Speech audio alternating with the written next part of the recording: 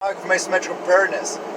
This video is on bugging out and bug out drills and the complexity, enormity, and difficulty of bugging out and of going through the process.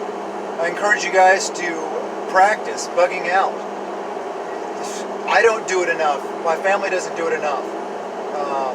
We're about to enact a family drill. Bug out pretty soon, so I'll probably doing some videos on that. Maybe not the process of it, because that would just show too much. It'd be hard to video and not show like my house and vehicle license plates and kids' faces and stuff like that. But so the enormity of it, my gosh, bugging out. Okay, and I think you should have several different bug out plans. There's the, oh crap, we got to get out of the house now.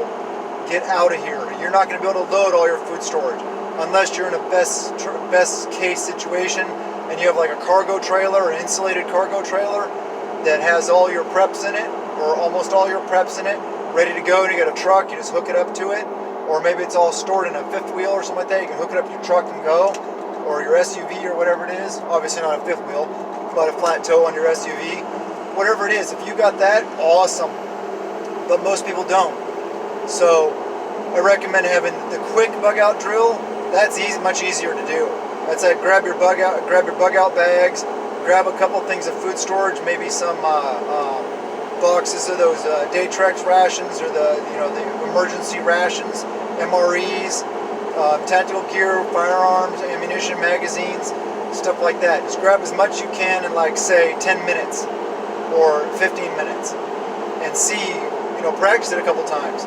See what all you can actually get accomplished in 10 or 15 minutes. And if you have kids, it's not going to be much, because you got to get them strapped in their car seats. You got to get the diaper bag. If you have those, you got to get this. You got to get that.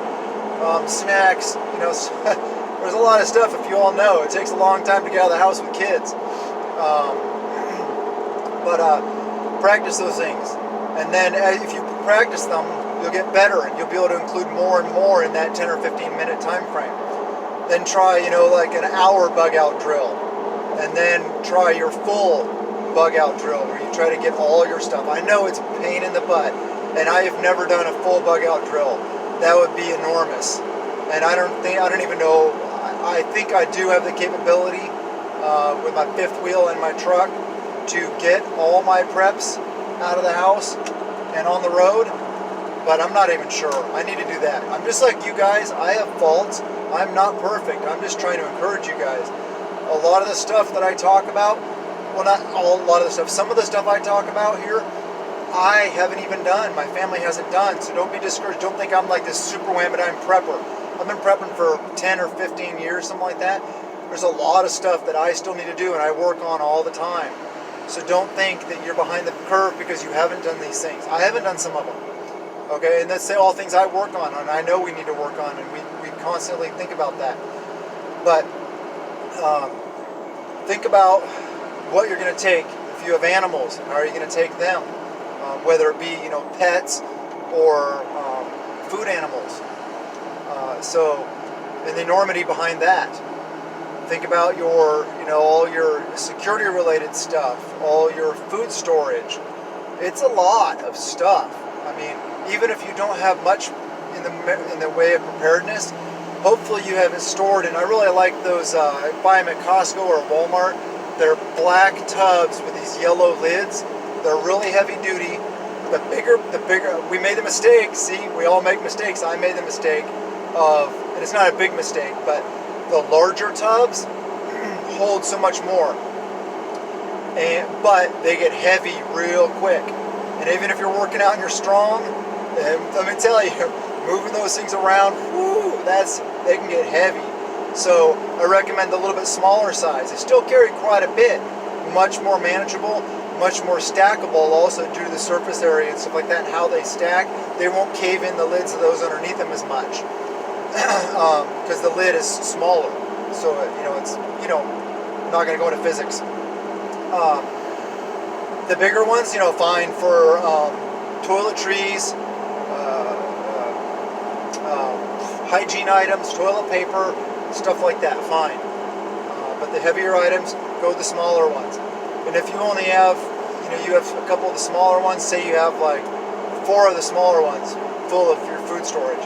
Hey, that's a good start, very good start. But it's much easier to bug out, so think about it that way. And also, I talk about bugging out. I'm not saying it's the optimum situation. Bugging out for me is the worst situation, unless I have enough of a heads up where I'm going to be bugging out in a gray man type situation where SHTF hasn't really happened yet, or WROL, it's just kind of starting. And I have an indication that I need to get to my bug out location. And if I have time to do so in a safe manner, that is my optimum, because that's what I want to get to. Obviously, optimum is if you're living in your bug out location, homestead, etc. Producing most of your own calories, if not all your own calories. Great, but we're not all there. Most of us are not there. I would say the number of people that are actually there are just infinitesimal compared to the number that aren't. So, bugging in, probably the best situation for most people, even if it's not the best situation. I know it's not the best situation, but then again, bugging out, look at my security and route, bugging out, security and route videos. There's so much involved. It's a very dangerous proposition, very dangerous thing to do. A lot of different security things related with that. So think about that. Practice your bug out drills, please. I know, like I said, I know it's a pain in the butt. I know it's a lot of work getting all your stuff loaded up, but you got to do it. And also try to keep an inventory of what you got, so you know how much you have, whether it be a bucket labeling system or stuff like that. But don't write on your buckets or your boxes or your crates or your containers, rice and beans or stuff like that. Use some kind of code, whether it be a numbering code, or a letter code, or an alphanumeric, meaning letters and numbers. Alphanumeric's really good, or color of buckets. Alphanumeric's really good, I like that. You can have a letter code for what's in there. And don't use like B for beans or R for rice. Pick a different letter. And then the number would be the bucket number, basically. X1 could be rice 1. And then you know how much that bucket is, because you know how much that bucket weighs. So it's very easy to inventory. Or if you do number 10 cans, good option, not always the best answer, but it's a good part of food storage. Canned goods, number 10 cans, buckets of food, dry goods, all those. Have a mix. One thing that's nice about canned goods is that they have water in them. So it doesn't take a lot of water, and you can just open up the can and eat it. It's quick and easy, although heavier. But it's because of the water. And if you're going to have water, you're going to have that weight anyway. So, yeah, practice your bug out plan, practice your bug out drills, watch my videos about bug out security and route. Think about those things, start doing some of those things, employ those ideas, take some notes before you leave, and practice some of those things. Set up your rally points, your alternate rally points, and such. Hopefully you're doing this with your mag, your team, your tribe, or at least your family. Or if you don't have a family, just do it yourself. Get used to these things, and it's fun. Doing that, yeah, it's a big pain in the butt loading up all your food storage, but the process can still be fun. You can be headed to go camping or headed to somewhere fun. So make it fun, prep out of peace of mind, not out of fear, and make prepping fun. Thank you very much, you guys. I love my subscribers. Like I say all the time, I pray for you guys all the time. I care about you. This is a lot of fun. I'm having fun. I've told you before, I'm not good for the algorithm, so please subscribe, share, hit the like button, and comment. Love interacting on comments, guys and gals. Stay positive. I love you guys. Blessings to you and yours.